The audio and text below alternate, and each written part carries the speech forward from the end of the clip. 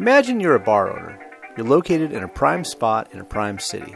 You've got hundreds, if not thousands, of willing patrons that want to drink at your place. But there's only one problem. You've got no merchandise. You see, World War II is raging on the other side of the ocean, and supplies of what your customers actually want are running short. You can't get bourbon, blended whiskey, or even scotch. But what you can get is plenty of something nobody even drinks, rum. The problem is, you can't give the stuff away. But unfortunately, the only way to get a case of the good stuff is to buy 50 cases of rum in return. This was the dilemma of a bar owner by the name of Patty O'Brien back in 1943. We'll come back to this story a little later, but for now, let's look even further back to tell Patty's story. The year is 1930 and Pat decides to open a bar. It was Prohibition, but he lives in one of the wettest cities in America, New Orleans. He opened a speakeasy in the French Quarter, right off of Bourbon Street. If you knocked on his door and said the phrase, "Storms a brewin'," he let you go in to drink. But as soon as he could, he went legit. But they originally started as a speakeasy during Prohibition. It's about a block down, and then moved across the street at the end of Prohibition because they wanted to separate themselves from the speakeasy and act like a brand new bar. So that was December 3rd, 1933. Almost as soon as the place opened, Pat O'Brien's became one of the most popular spots in the French Quarter.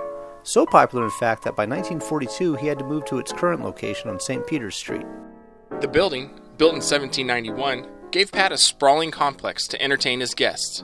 This includes what they call the main bar, the piano bar, and the courtyard. And you'll find each of these packed virtually every night of the week.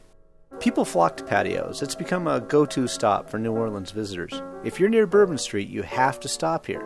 And you have to have one of their famous drinks. Which takes us back to the story we began at the beginning of this video.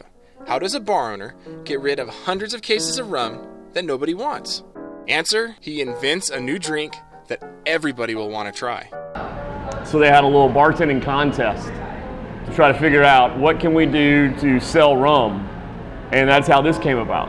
So they started trying to mix different juices and different flavors with rum to try to get rid of as much rum as possible. So here you've got four ounces of rum in this drink. And then it came about this, somebody had some glasses laying around. Look, if you buy these glasses from me, I can get you some scotch. So then it's like, well, if you buy this drink, you get a free glass. So you're solving two problems at once, So then it became known everybody would come here for the glass as a easy souvenir for the city. And then, that grew, and then we started charging for the glass. Now we go through a whole lot of hurricane glasses. Scott asked if we'd like them to mix up one of their famous drinks. And, of course, we said, why, yes. Yes, we would.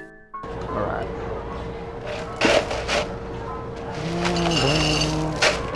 So here we have our crushed ice in our hurricane glass. We're going to add 4 ounces of Pat O'Brien's amber rum.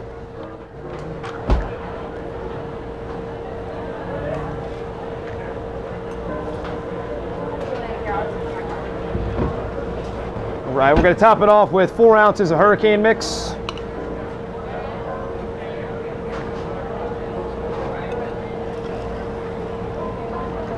All righty. And then garnish with an orange and a cherry. And that's it for you, Pat O'Brien's Hurricane. They serve other drinks at Pat O'Brien's, but none that has become so synonymous with letting the good times roll like the Hurricane. Patios, Pats, Pat O'Brien's, whatever you call it, this is the premier place to have fun when visiting in New Orleans. To be sure, there are plenty of bars to choose from here, but few have the history and legacy as the original Pat O'Brien's.